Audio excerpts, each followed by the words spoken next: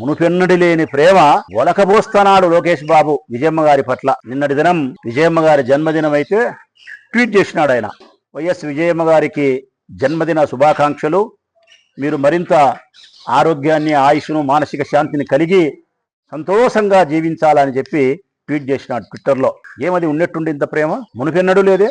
లోకేష్ బాబు గారు రాజకీయాల్లోకి వచ్చినప్పటి నుంచి గత 15 సంవత్సరాలుగా 2014 నుంచి ఇప్పటి వరకు 12-13 సంవత్సరాలుగా ఏ రోజు ఆయన జన్మదిన శుభాకాంక్షలు చెప్పలే. నిజాయితీగా మాట్లాడాలంటే ప్రజలారా, ఇంతవరకు ఎప్పుడే గాని వైఎస్ విజయమ్మ గారిని లోకేష్ బాబు గారు వైఎస్ విజయమ్మ గారని కూడా అనలే. పాపాత్ముడు.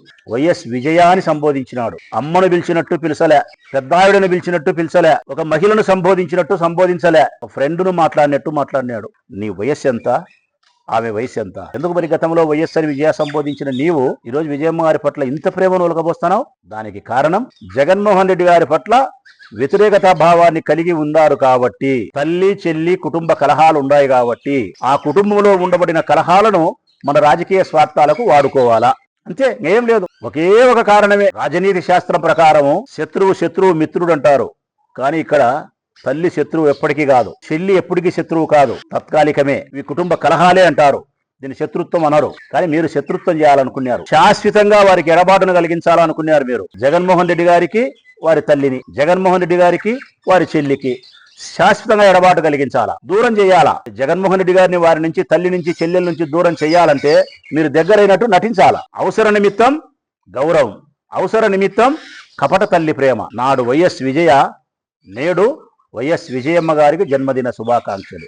ఇది అవసర నిమిత్తం చూపించే గౌరవమా, అవసర నిమిత్తం చూపించే కపట మాతృ ప్రేమనా? కేవలం మీ రాజకీయ స్వార్థాలకు, కుటుంబ కలహాలలోకి మనం దూరకూడదు, కుటుంబ కలహాలలోకి మనం జోక్యం చేసుకోకూడదు, మన రాజకీయ ప్రత్యర్థుల యొక్క స్త్రీలు వారి విషయంలో కుటుంబ కలహాలలోకి మనం దూరకూడదనే కనీస ఇంగిత జ్ఞానం కూడా లేకుండా యాక్షన్.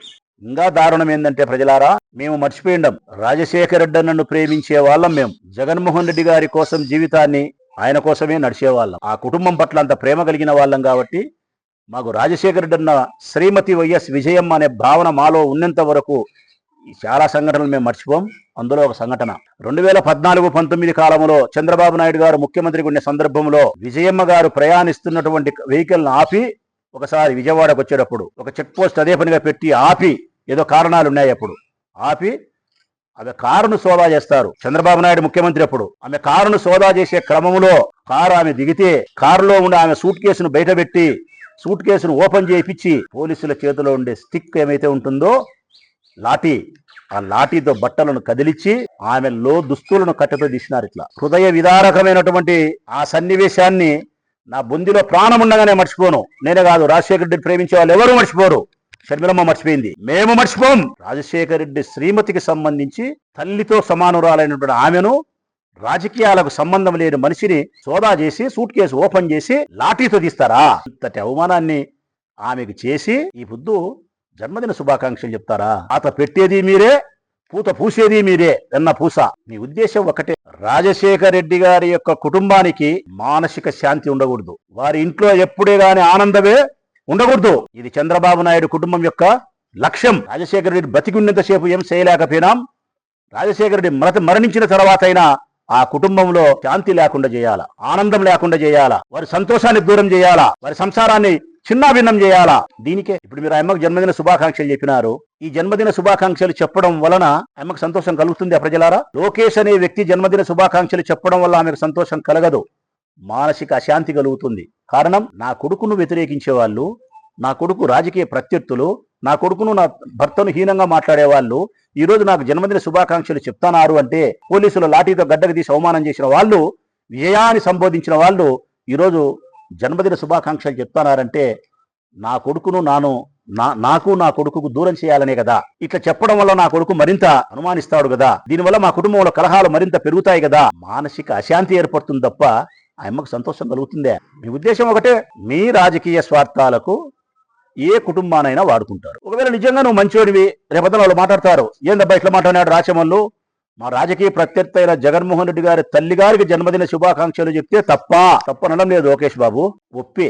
ఎప్పుడు ఒప్పు? నువ్వు 12-13 సంవత్సరాలుగా అమ్మకు జన్మదిన శుభాకాంక్షలు చెప్పి ఉంటే ఒప్పే. మీ రాజకీయ ఎదుగుదల కోసం, మీ తండ్రి గారు ముఖ్యమంత్రిగా అయ్యేదాని కోసం నువ్వు సకల శాఖ మంత్రిగా అయ్యేదాని కోసం నీకు బానిస బ్రతుకుతా అన్నాడే కట్టప్పలాగా పవన్ కళ్యాణ్. మరి వారి తల్లికి ఆయనకు ఒక తల్లింది అంజనమ్మ గారు. మరి పవన్ కళ్యాణ్ తల్లిగారు అయినటువంటి అంజనమ్మ గారికి ఏ పొద్దున్నా జన్మదిన శుభాకాంక్షలు చెప్పినావా లోకేష్? మరి పవన్ కళ్యాణ్ అమ్మకు చెప్పని జన్మదిన శుభాకాంక్షలు జగన్ తల్లికి చెప్పడంలో మీ ఆంతర్యం ఏంటంటే ఇదిగో నేను చెప్పిన ఆంతర్యమే. మోడీ తల్లిగారికి చెప్పినారా జన్మదిన శుభాకాంక్షలు? ఎప్పుడన్నా చెప్పినారా?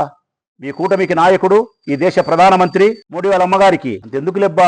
మీ నాయన తమ్ముడు ఉన్నాడు, మీ చిన్నాయన, మీ చిన్నమ్మకు చెప్పినారా ఎప్పుడన్నా జన్మదిన శుభాకాంక్షలు? మీ నాయన ముగ్గురు చెల్లెళ్ళు ఉన్నారు, మీ మేనత్త గారు, వాళ్ళకి చెప్పినారా జన్మదిన శుభాకాంక్షలు? నాకు చెప్పినారా ఎప్పుడన్నా జన్మదిన శుభాకాంక్షలు? ఈ ఊరికి 2 సార్లు ఎమ్మెల్యేను, మిమ్మల్ని బాగా విమర్శిస్తంట. పవన్ కళ్యాణ్ తల్లికి చెప్పరు, మీ మేనత్త గారికి చెప్పరు, మీ చిన్నాయనకు చెప్పరు, మీ చిన్నమ్మకు చెప్పరు, మోడీ అమ్మకు చెప్పరు, అమిత్ షా అమ్మకు చెప్పరు, ట్రంప్ పిల్లానికి చెప్పరు. మీరు ట్రంప్ కూడా సలహాలు ఇచ్చేటోళ్ళు కదా, ట్రంప్ పిల్లానికి కూడా చెప్పాలి మీరు ధర్మంగా అయితే. ఎందుకంటే మీ నాయన విజనరీ. మీరు మీ నాయన గ్యాస్ సిలిండర్ కనిపెట్టినోడు, సెల్లు కనిపెట్టినోడు, సెల్లులో ఫోన్లో లైట్ కనిపెట్టినోడు, రేపొద్దున ఇరాక్ యుద్ధానికి కూడా సలహా ఇచ్చేటోడు మీ నాయన. చెప్పినారా మరి ట్రంప్ వెళ్ళడానికి కూడా? వీళ్ళకి ఎవ్వరు చెప్పరు, జమ్మకు చెప్తారు. ఇదంతా ఆశ్చర్యకరం అంటే ప్రజలారా చూడండి వీళ్ళ రాజకీయాలు ఎట్లుంటాయో. జగన్ తల్లిని గౌరవిస్తారంట, జగన్ చెల్లిని అభిమానిస్తారంట, జగన్ శ్రీమతిని జైల్లో పెడతారంట. ఏమి రాజనీతి అయ్యా చంద్రబాబు నాయుడు మీ అబ్బా కొడుకుల్ని? ఈమె భార్య కాబట్టి, భర్తకు సహధర్మచారిణి కాబట్టి, భర్తలో సగభాగం కాబట్టి, భర్త యొక్క కష్ట సుఖాలను నిర్వర్తిస్తాంది కాబట్టి, మీకు వ్యతిరేకం కాబట్టి ఆమెను జైలు పెట్టాలా? కానీ విజయమ్మ, షర్మిలమ్మ మీ రాజకీయ అవసరాలకు నేడు ఉపయోగపడుతూ జగన్మోహన్ రెడ్డి యొక్క రాజకీయ భవిష్యత్తుకు గండి కొట్టడానికి మీకు ఉపయోగపడాలని చెప్పి చేసే ప్రయత్నం. 76 సంవత్సరాలు అనుకుంటారా ఆయనకు, చంద్రబాబు నాయుడు గారికి, ఈ బుద్ధుడికి. 76 సంవత్సరాలలో రాష్ట్ర ప్రజలారా చంద్రబాబు నాయుడు నేర్చుకున్న 76 సంవత్సరాల జీవిత పర్యంతరం చంద్రబాబు నాయుడు నేర్చుకున్న టక్కు టమారా మాంత్రిక ఈ విద్యలైతే ఏమైతే ఉన్నాయో అవన్నీ 45 సంవత్సరాలకే నేర్చుకున్నాడు లోకేష్ బాబు. అబ్బని మించిన కొడుకు చెడ్డ పనులు చేయడంలోనూ, దిగజారుడు రాజకీయాలు చేయడంలోనూ, లక్ష్య సాధింపు చర్యలు చేయడంలోనూ తండ్రిని మించిన ఆయన 76 ఏళ్లకు నేర్చుకుంటే ఆయన 46 ఏళ్లకు నేర్చుకున్నాడు ఈ టక్కు టమార విద్యలన్నీ.